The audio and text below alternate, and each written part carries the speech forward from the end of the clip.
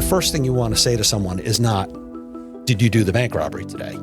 If you come in wearing a Red Sox hat, we're going to spend an hour talking about Major League Baseball. We can talk about the bank robbery later, but I'm going to build bridges with you. If I don't have rapport with you, you're not going to trust me. And if you don't trust me, you're not going to tell me anything, right? I mean, if I just met you and I asked you to tell me something really personal that's going on in your house, there's no way you're telling me that. This is Courtroom Stories and Tactics by RVA Trial Lawyers, hosted by Sharif Gray and Niall Abuzaki. All right, we're back. Got Jim Melia today, a good friend and a private investigator in the local Richmond area. Jim, I got to share the story. So the people who listen to our podcast, I think if they listen to it enough, they know that I have a favorite restaurant in Richmond. And they probably know what that favorite restaurant is without me having to share it. And it's Chicken Fiesta. And I get a lot of criticism for it. My wife has forbidden me from getting Chicken Fiesta for the family on weekends because I am responsible for dinners on weekends. And so it's a sad spot at my home right now when we talk about Chicken Fiesta. But you were so kind enough to meet me and Zach, one of my colleagues here at Chicken Fiesta a few months ago, to talk about your work and because I knew you were starting to transition into more investigative work for personal injury. Not only did I enjoy that meal, but we really hit it off. And so super happy to have you here joining us on the podcast. I've got tons of questions, a lot that I'd like to learn from you. And we've been in contact since then. In fact, so much so that Niall and I, who are down doing a talk in Florida at the National Crime Victims Bar Association, why they let us come, who knows? But hopefully they thought we were more value added than a distraction. But I remember as we were having a meal right before we were heading back to Richmond, we ended up seeing you. So there's something about this that has put you and me and Niall together. And so we're super happy to have you on the podcast. Why don't you take a minute and introduce yourself? It was great Mexican food that brought us together. It's always food that puts us together, right? I didn't think about that. Yeah. Chicken Fiesta plus that Mexican restaurant in Florida. It was Orlando, right? Orlando, yep. It was fantastic too. Yeah, I've got the name written down somewhere. I'll come up with it before the end of the podcast. Perfect. Wow. All right. So a little bit about myself. Again, Jim Melia. I'm a 1988 graduate of James Madison University, where I met my lovely wife of now 36 years, Jill. We have 4 children together. I'm a former Army officer and a retired special agent of the FBI. And now I work what I call professional versus private investigations in Richmond full-time. Gosh, so my wife is also JMU. I went to VMI, and I definitely took some weekend trips to JMU, and I recognize, like, knowing what I know now, JMU probably would have been, if I could get into it, would have been higher on the list. But very, very proud fans of JMU, certainly, at our house. Well, let me take you back and remind me make sure I get this right, but to 1995. You're entering the FBI. Is that right? That's right. December 10th, 1995. What does that look like? For me, I was fortunate that before I went to the FBI Academy, which is, I think it was 16 or 18 weeks when I was there, I had previously been through the military police officer basic course at Fort McClellan, Alabama in 1988. And then after that, in 1992, I went to the Federal Law Enforcement Training Center, what people call FLETC. Yeah. In South Georgia, right? South Georgia in Brunswick. Great place. And again, that was 92. So I had been through 2 police academies. And of course, I had done service on a government installation before. So going to the FBI Academy wasn't that big of a shock for me, culture-wise. It was a great experience. I met terrific people. I can remember my first day in class. They sat us in a stadium-style classroom in alphabetical order. And, you had to stand up and say who you were and what you did for a living and, a little bit about your experience and some stuff like that. And I can remember, I think the first guy that stood up had been a high school teacher. But as we progressed around the room, there were stockbrokers and fighter pilots, and there were people who had become attorneys, accountants, and pilots just to better their chances of getting into the FBI. That's all they ever wanted to do. The guy that sat behind me was a former Marine helicopter pilot and a Secret Service agent. The woman who sat next to me She spoke 5 languages. It's just an incredible group of people that were assembled for the class that day. 96.6, that was our class number. That's awesome. I interned for the attorney's office while I was in law school, and I remember they actually did us a solid and were able to get us a tour of the FBI Academy at Quantico. And I remember just being wildly impressed at the training. And then we also got to see the HRT team area, which is, I believe it's a hostage rescue team. And those guys were just truly incredible. Right. I mean, when I think of FBI, I think of like utmost professionalism, detail oriented. Walking into a place like the FBI Academy, I expect you probably felt like you were walking a little bit straighter, a little bit taller. Is that fair to say? Yeah. I was really happy to be there. It had taken me about a year to get in. I was already an agent. I was an agent with the Defense Department, and I was working on a undercover investigation in Philadelphia with the FBI for a task force for a good part of my 4 years in Philadelphia. So I knew a lot of the agents, and they treated me great. At the time, they got paid better. They drove better cars. They had cooler guns. I think at that time we investigated 400 different classifications of federal crime.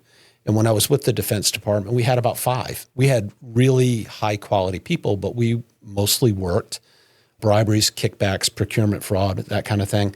And the FBI offered me the opportunity to work in crimes against children and violent crime and drug crime and public corruption and all the things that the Defense Department was doing as well. So it was a great opportunity for me to really get down to doing what I wanted to do, and that was important investigations. And why is that? Like, what is it about doing investigations that really gets you going? I don't know. I think I want to be right. Maybe that's part of it. So you're saying you actually care about the truth? Yeah. I don't know. I'm joking.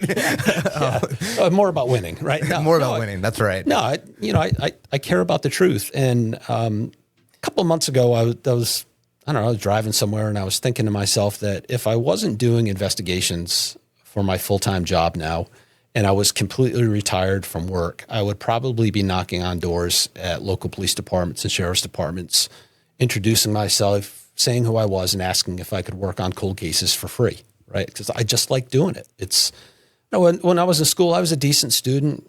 I was an okay athlete. I was an okay Army officer. But when I became an FBI agent, it was like everything clicked for me, and I was able to work on kind of instinctively find good cases and bring them to a successful conclusion. And it was the first time in my life that I had ever personally felt like I was really good at something. And maybe that's why I like doing it so much, because it just seems to come naturally to me. And I'm lucky that I have that. It's also it sounds exciting too. A part of at least the work that we do is investigative in nature. Right. And as lawyers, we're definitely going to get to this later on in this episode, but as lawyers, we don't get any training on how to investigate. None, right? In law school, and yet I'm a big believer, as many lawyers are, that you don't win your case in the courtroom. Yes, there are best practices or things you should do, should not do, all that stuff. But it's the evidence that makes the difference. And so you have to have the evidence, and the evidence doesn't just come to you. You have to go get it, You have to get it. You have to get it. You've got to build your case. You've got to ask questions. You've got to, if you're doing on the defense side, you have to tear things down, and you have to get to the root of it. You can't just rely on what's in a police report. I had a case in the Army, Jim, where it came across our desk, and I was doing defense work, and it was like armed robbery were the charges. Somebody apparently was badly hurt, all this. And I might be messing up some of the details here. Me and one of my paralegals went out, and we're like, all right, let's go interview these people. And we do it, and we go to like where the thing happened and start talking to people. And we come to find out that the police force, the military police force, I think it was CID, they didn't investigate like the person who was standing next to the person who was allegedly pistol whipped. The pistol whip never happened. Like, it was 2 young soldiers who were playing games, and one of them stole the other guy's Christmas tree, and then they had this whole thing, and then whatever. But it ended up being almost a nothing case. The problem was our guy ended up getting locked up, and then he ended up trying to escape the lockup. So we won the part of his case that he was charged for. He lost on the escape attempt. Right. But I'm a big believer, like, you have to find the evidence, because that is what changes the game. I mean, good courtroom skills, yes, important.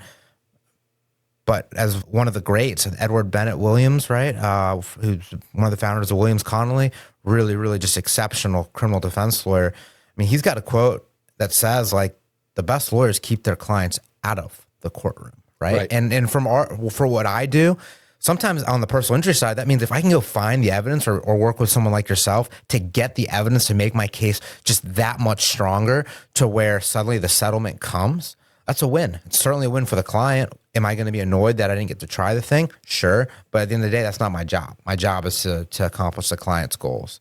But, well, so how long, Jim, did you spend in the FBI? 21 years. And roughly, just how many cases do you think you worked on? 21 years. Gosh. My God, I don't know that I could tell you the total number of cases. I mean, we're in the thousands, I'm guessing, correct? No, I don't think it was that many. I don't think it was that many. You know, it's an interesting statistic. I remember them telling us, I think maybe at the FBI Academy, that the average number of arrests for an FBI agent in '96 was about 2 per year.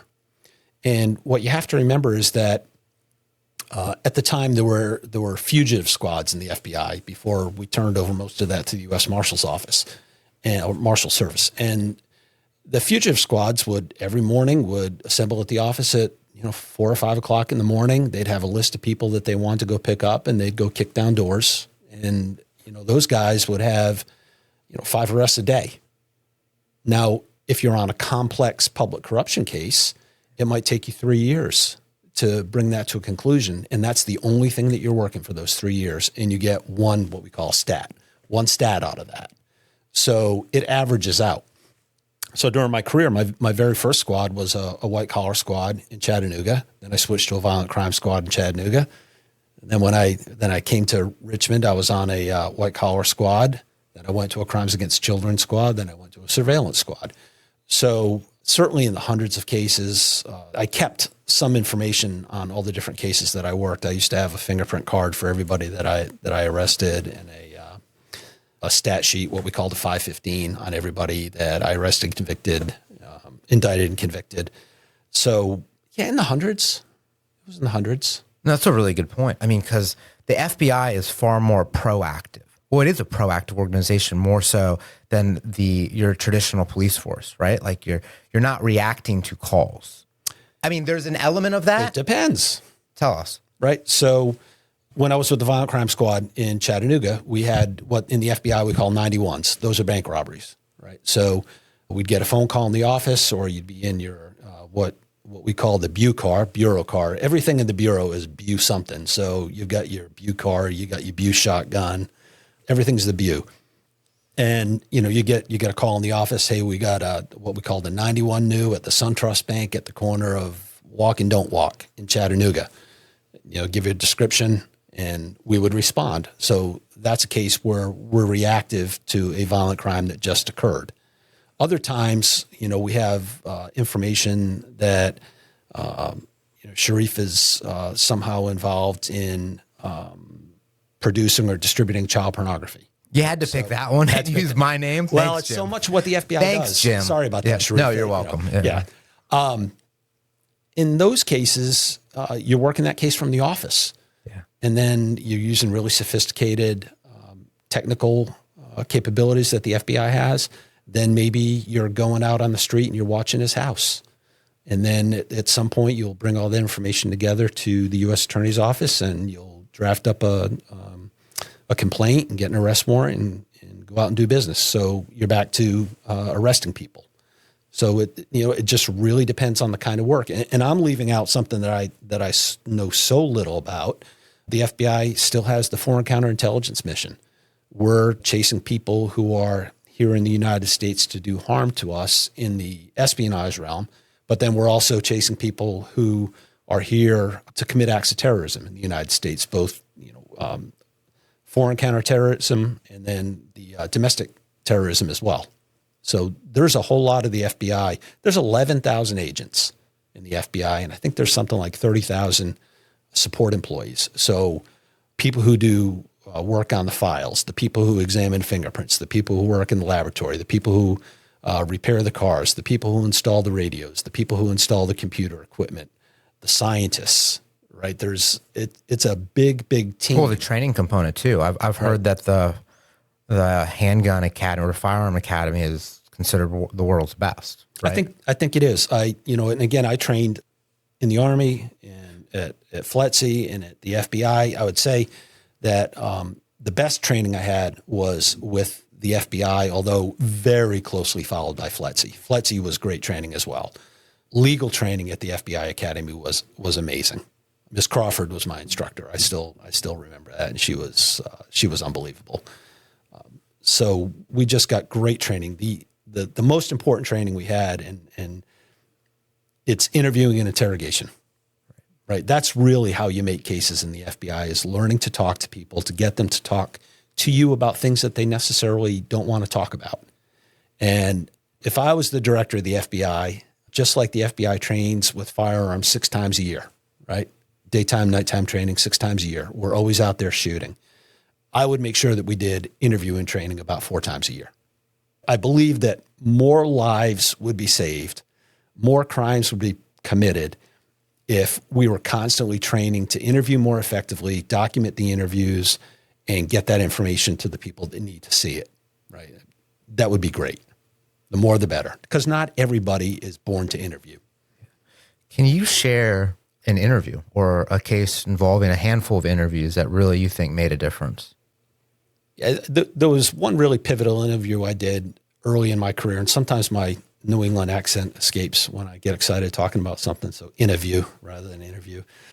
I had a subject who was a sheriff's department deputy in Hamilton County, Tennessee. And he was assisting an officer, a lieutenant in that department, in an extortion and steroid distribution ring. We worked the case for a long time. And we eventually were able to gather evidence on this guy. I guess he was probably in his late 20s at the time. And we convinced him that we were going to use him as an undercover operative on an FBI case. And we told him we needed to meet him at a hotel up in Cleveland, Tennessee. So we get him up to the hotel. And my partner at the time was a very, very senior agent named Chuck Stevens. And Chuck and I, as we're driving up to the hotel in Cleveland to do this meeting, he said to me, "Jim, the only way we leave this interview is with a confession or with the guy asking for an attorney. Otherwise, we're staying. We're not giving up. We're going to get something from this guy." And, that was really important. You don't do any, there's no misconduct involved, but you just keep working. You just keep working. You just keep working. You just keep working until you get the information that you need. You're always careful. You're not putting words in anyone's mouth. You're not giving them the answers to the questions that you're asking, but you have to be tenacious and relentless, and you've got to have a lot of patience. You have to be able to pull every tool out of the toolbox to get that pivotal confession. Years later, the guy confessed, and he really helped us move the ball forward. We ended up, I think, indicting 8 people in that case for these various offenses. And again, it involves public corruption because they're, law enforcement officers. This guy went off. He called me the next day, first of all, and he said, "I want to talk to you more about, what happened last night." And we talked for about a half an hour, and we just talked about a lot of stuff. We didn't just talk about the case. Years later, after he came out of prison, he did a couple of years in prison. He called me again, and he said, "Do you remember that time I called you the day after I confessed to you?" I said, "Yeah."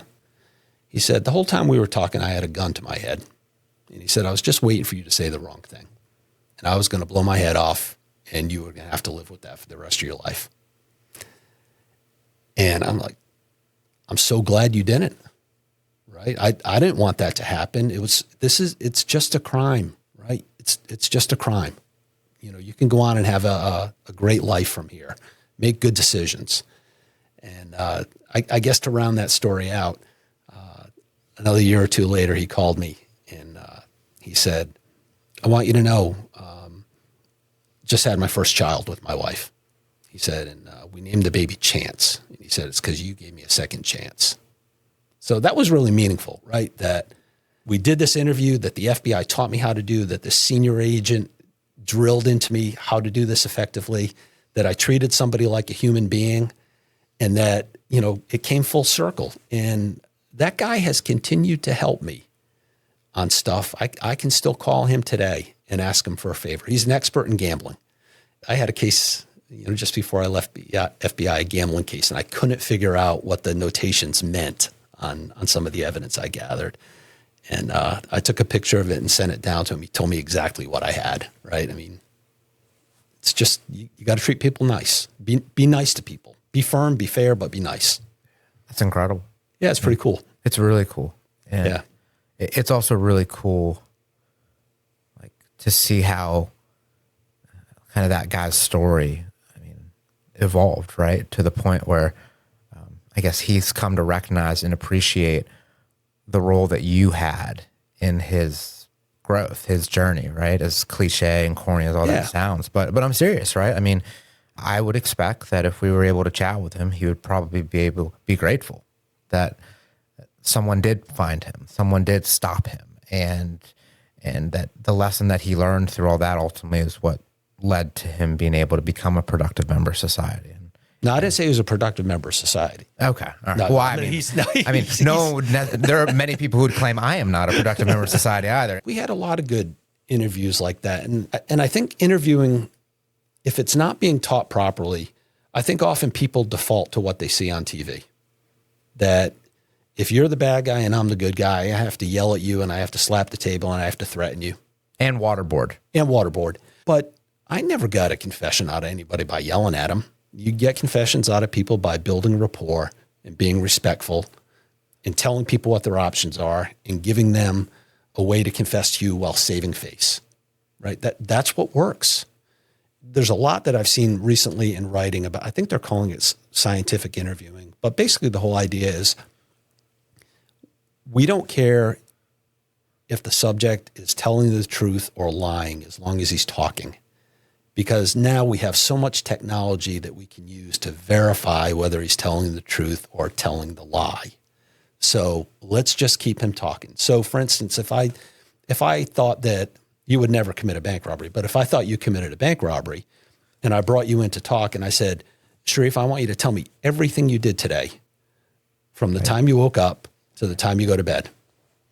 And no detail is too small. So say I got out of bed, I walked right to the bathroom. I took a whiz. Then I walked to the sink and I washed my hands. Then I brushed my teeth. Then I went downstairs and I made coffee. We would often, take somebody through their whole day. And of course, the time when the bank robbery happened was very compressed. They did nothing between 11 and 1, right? That was completely left out of the story. But more important was they probably didn't tell me, I'd say to them, hey, look, we know you were at the SunTrust Bank because we have your cell phone records and your cell phone records show you were at the bank. That wasn't me. I forgot to tell you that I was walking down the street and this guy came up to me and said, can I borrow your phone? So I let him use my phone. He walked away with it. Well, how did he return the phone to you? How did he know where you were? And it just falls apart from that point. So tell me the whole story and I'll worry about verifying things later, right? I just want you to keep talking. So I think that's what police, law enforcement are doing right now. And I think it's good. You're not telling anybody to lie. You're just giving them the opportunity to lie, and they do it. And I imagine with all the AI tools now, right, the verification of things can be incredible. I think it can be a lot faster. Yeah. It's got to be. So what goes into, and I recognize this is not something we're going to learn on a podcast, but when you're trying to teach somebody how to interview somebody, what are the things that you're really focusing on when you're doing that type of training? If I was going to teach someone how to interview who didn't know anything, well, like me. Well, listen more than you talk. Right. That's a big one. If you go home and you Google active listening skills, the ways that you can demonstrate to somebody that you're talking to that you're present for the conversation, so they feel like they're heard, just things like saying, and nodding your head and repeating back to them the last thing that they said, right? Paraphrasing what they said, just saying, so if I understand you correctly, you're telling me that it's really important for me to be present during the interview. Little things like that. You're telling the person that you're interviewing that you value them and you value what they have to say and that what they're saying is important. And that's something that you want to get across. That helps you build rapport. The first thing you want to say to someone is not, did you do the bank robbery today? If you come in wearing a Red Sox hat, we're going to spend an hour talking about Major League Baseball. We can talk about the bank robbery later, but I'm going to build bridges with you. I can find anything. Hey, that's a cool watch you're wearing, Sharif. Thanks. Is that like for some sort of, like, are you a scuba diver or something? Or what is that I'm watch definitely do? a scuba diver. Yeah. Is that what that's how little things like that. You can pick anything. I'm not a scuba diver, but I get what you're saying. No, you can pick anything and you just take your time and build rapport. I wasn't great at it. And why are you doing that? Like, why are you taking the time to build rapport? What is important about that? If I don't have rapport with you, you're not going to trust me. And if you don't trust me, you're not going to tell me anything. Right? I mean, if I just met you and I asked you to tell me something really personal that's going on in your house, there's no way you're telling me that. But maybe if we sit down for a while and we talk about the Red Sox and I find out, hey, you were in the military, I was in the military, and then I tell you, hey, we're having an issue at my house with, somebody, one of my daughters had a boyfriend and we just had a lot of drama at the house and, there was a bad breakup. I'm dealing with that. So I've told you something personal about me. Now you might tell me something personal about you. And we just keep building on that. And I don't even necessarily have to get a confession from you today. And we're not only doing this with subjects. If we have time, we're doing this with witnesses. I don't necessarily have the time to do an hour-long interview with every bank teller when I'm responding to a bank robbery. But I can take some time to find out where the bank teller lives. And, if I know somebody who lives in the neighborhood, I can say, oh yeah, I know that guy. He lives in my neighborhood.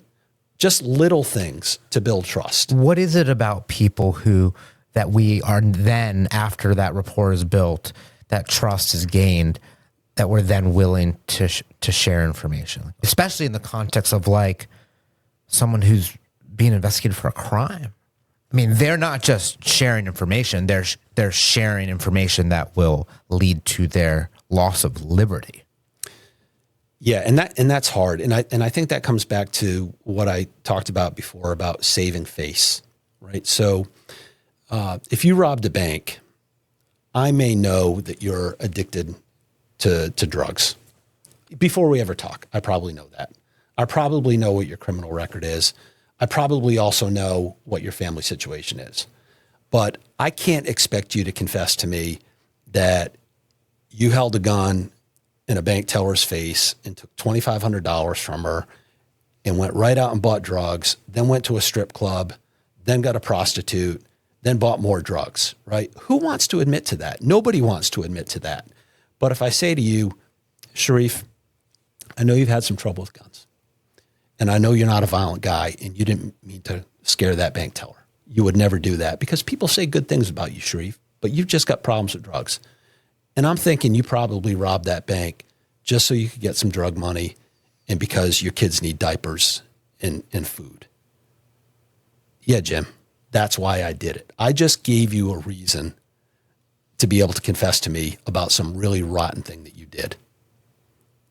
That's how you get people across the bridge. It does not happen in 10 minutes like it does on TV. It's hours in the interview room of building up to that point. And it's an effective way to do it. You got to give people a way to save face.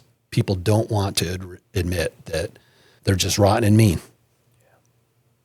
And some people are, but most aren't. I have another question, but before I ask it, listening to you talk, like in what you just shared, you just taught a class on how a trial lawyer should conduct jury selection. Really? 100%. Like the last 10 minutes or so of you talking about how to interview somebody, if you were to package that up and make it a CLE course for lawyers, every trial lawyer should listen. Like that. I mean, and it's not just there are a lot of similarities. Everything you talked about is what a trial lawyer should do in jury selection. Interesting. And why not the interrogation approach? Like, why?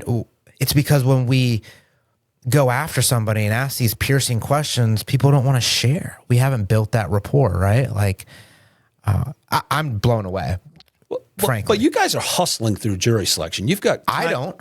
Well, but don't you have constraints? Hasn't the judge told you only have X amount of time? So, all right. So it depends. It depends on the judge. Yeah. Virginia's law is such that jury selection is fairly wide open. Its law says that. I mean, It doesn't say it's wide open. It says counsel has the right to ask certain questions and all that stuff. There's no time limits in the law. But the code section gives us a lot of rights during jury selection. In practice, though, jury selection in Virginia is not given much time. Right. Judges are very quick to interrupt, to shorten, to say, what are you doing? Can you be fair and impartial? Let's just move on. Right. So in practice, you are right.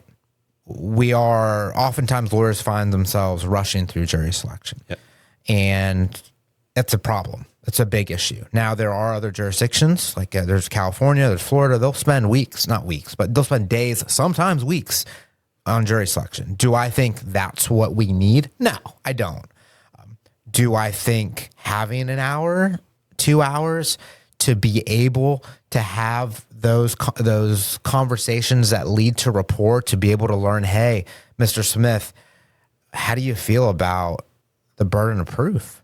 Like, the whole, in a criminal case, like, beyond a reasonable doubt, like, having built the rapport with you and now you're willing to actually talk to me, how do you feel about that, right? Or with the work that we do at our firm, money damages, this idea of money for pain and suffering. Right. If I start off a jury selection with, hey, Bill, what do you think about giving money for pain and suffering?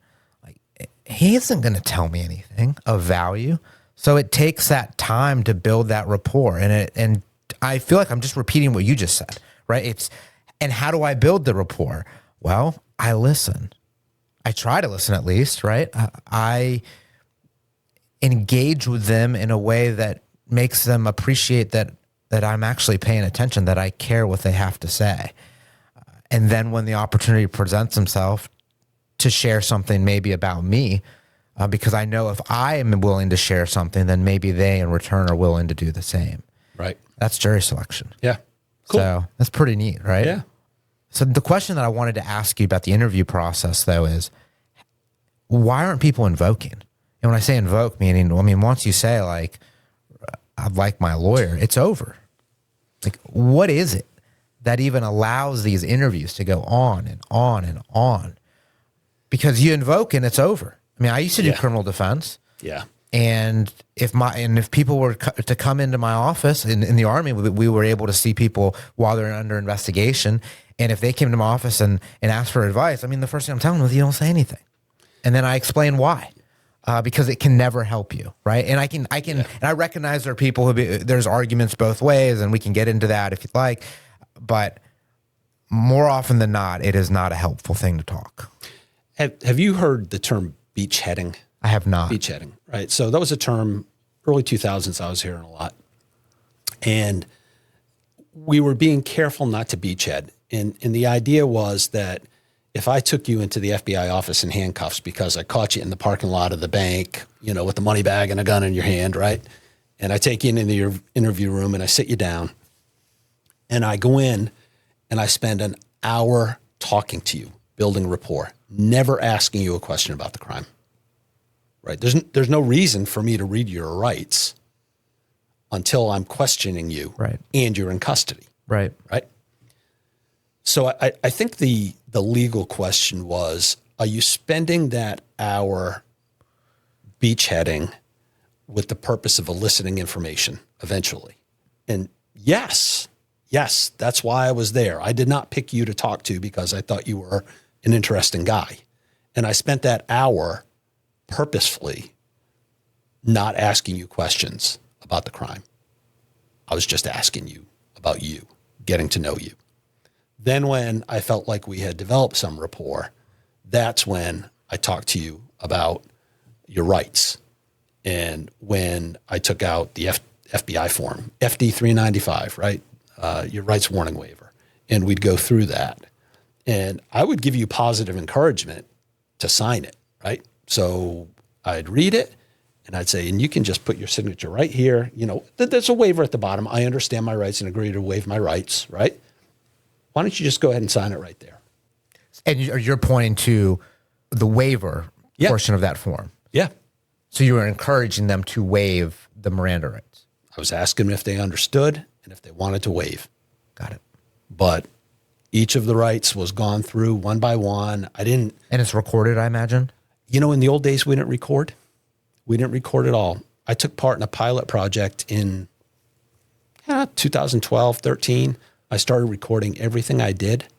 And I found out that my interviews were much more effective. And I did a better job documenting, right? I go back and of course, we would upload the whole interview as evidence, but my summaries were better. And, you know, when you're sitting there doing an interview and you're not recording, we always had the 2-person rule. I'd always have me and another agent whenever possible, especially talking to a subject, right? Sometimes when you're talking to a bank teller as a witness or something like that, it's just one agent. But back in the old days when we didn't record, one of the guys was writing. The other one is the primary, asking the questions.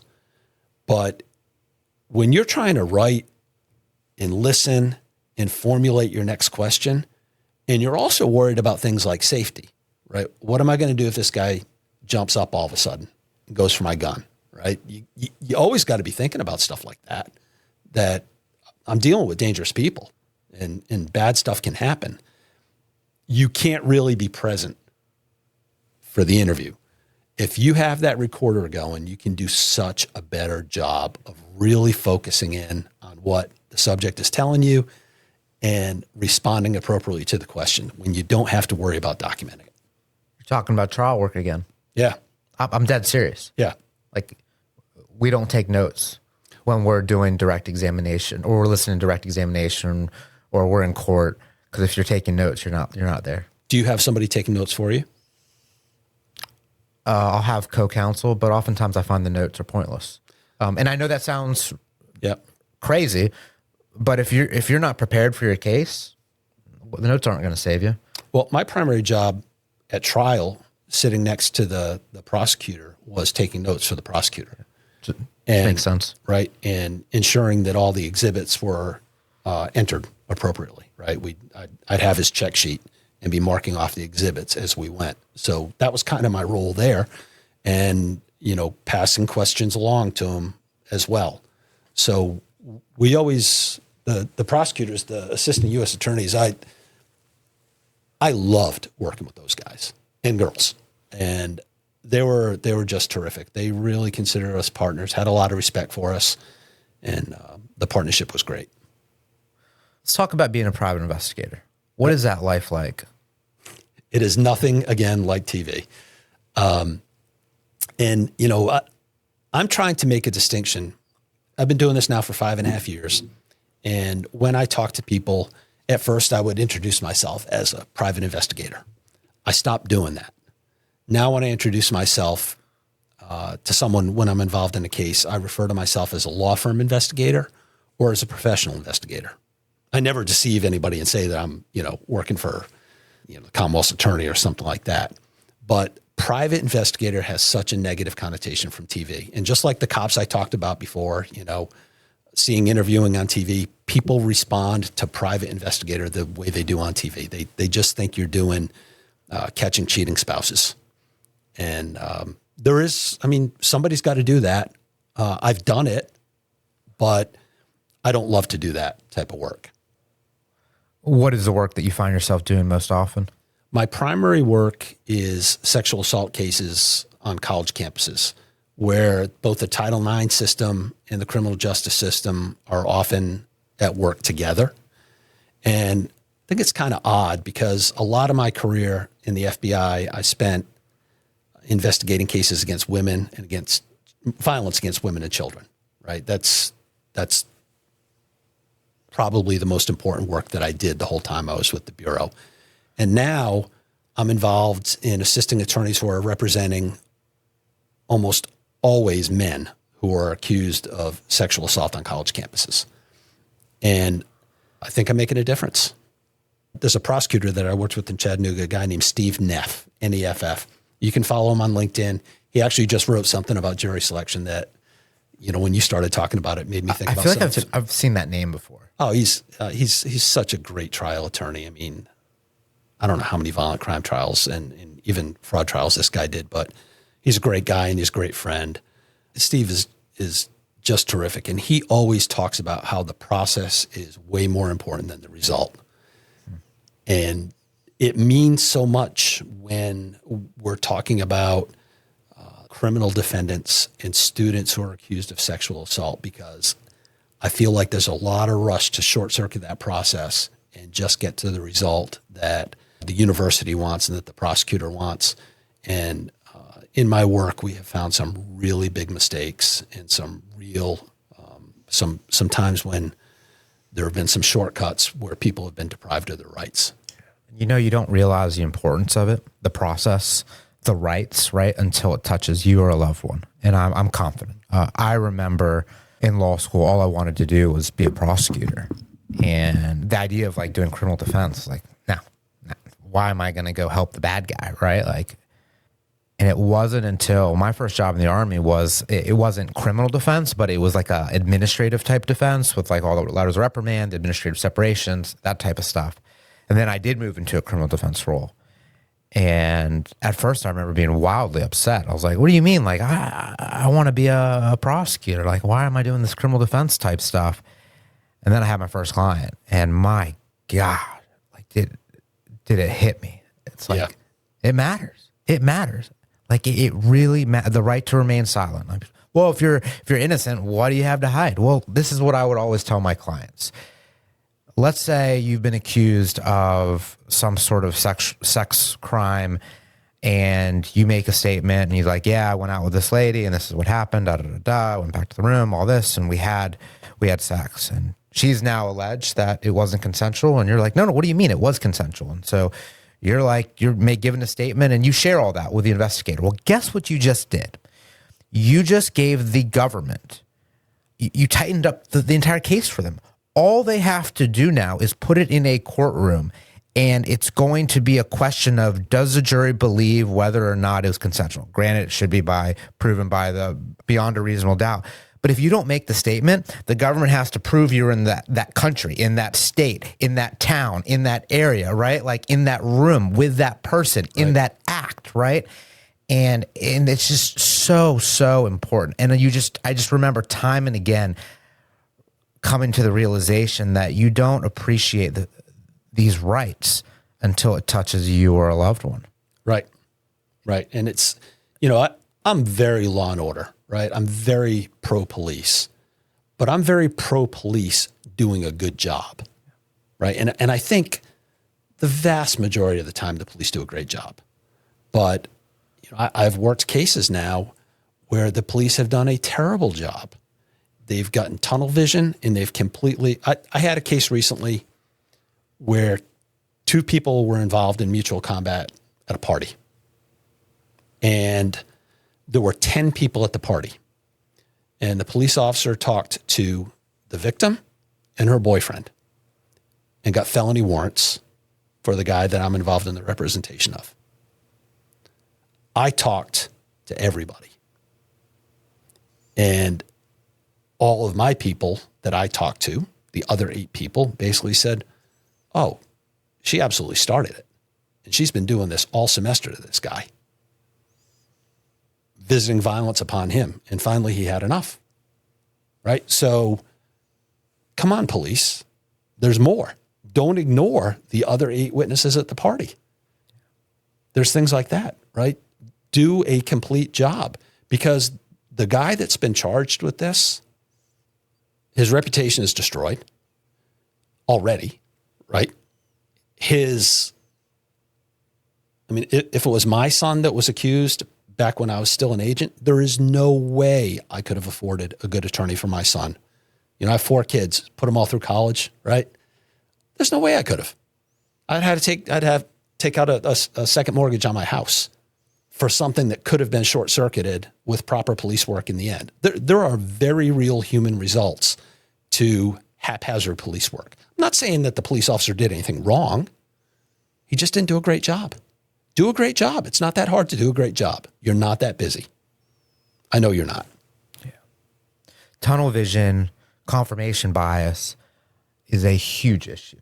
It is. It's a huge issue in policing. It can be a huge issue with lawyers. I mean, one thing that our firm has started to do is we start focus grouping cases.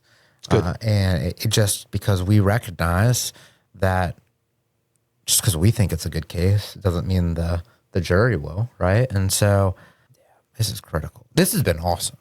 But I want to talk about the lessons that you have for lawyers when it comes to using private investigators. And I imagine the first thing is, and this is probably a dumb question, is should we use them? And then the question is, if so, well, why? Yeah, I think you should use them more often. So there's a particular attorney. Am I allowed to give shout outs? Yeah, absolutely. Yeah, all right. So the attorney that really got me started on my first case is Erin Harrigan. And Erin at the time was with Gentry Locke, right? So she got me started, and then she referred me to an attorney out in Charlottesville, Rhonda Qualiana. And Rhonda is just an excellent attorney, and I've had such a great time working with her, and I've learned so much from her, and we do a lot of good work together.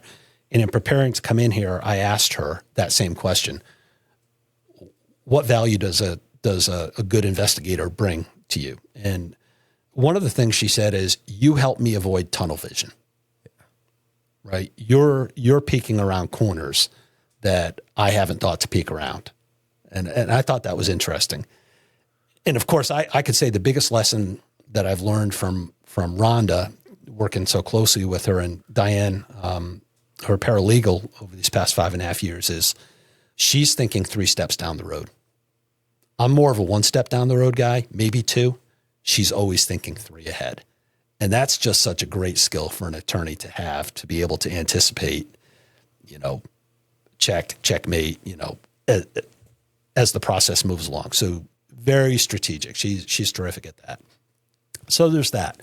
And in a more practical sense, if an attorney is out doing his or her own interviews, he can't be a witness. Well, you might end up being a witness. Yeah. And then you're withdrawing as counsel. Exactly. Right? Yeah. Right. So you don't want to do that. The other thing is the interviewing. Like you said, the attorneys don't have interviewing skills. Steve Neff is a great interviewer, the prosecutor I talked about from Chattanooga, but it's because he did it for 20 years and watched it happen and did a lot of proffers and reverse proffers. And Steve's great at it, but not everybody has those skills. Not everybody wants to be an interviewer, right? I knew agents in the FBI who were absolutely terrific with things like assaulting houses, doing search warrants, writing affidavits. They were terrible interviewers. We all had our strengths and weaknesses. So that's a big one. I will go to places late at night, early in the morning, in neighborhoods that you don't want to go to, right? I've got specialized training in keeping myself safe and in recognizing if there's danger out there. As an investigator, when I pull into somebody's driveway unannounced, they don't know why I'm there, right? I mean, I could be there to talk to them about a sexual assault, not knowing that they have a meth lab in the back. But I'm prepared for it because I can recognize that and I'm thinking about it. You as an attorney, you don't particularly know that, right? The other thing is cost, right? So your billable rate is going to be at least twice what mine is, right? So in the end, I can save your client money.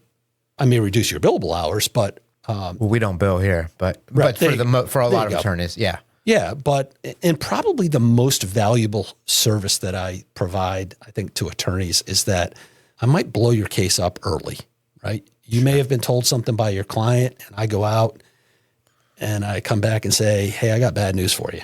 I talked to that police officer, and he just got the blood test results back, and your client was drunk, and he also had cocaine and fentanyl in his system, and they found heroin in his pocket. And your great traffic accident case just went in the toilet. But it's so much better that you hear about it now Right.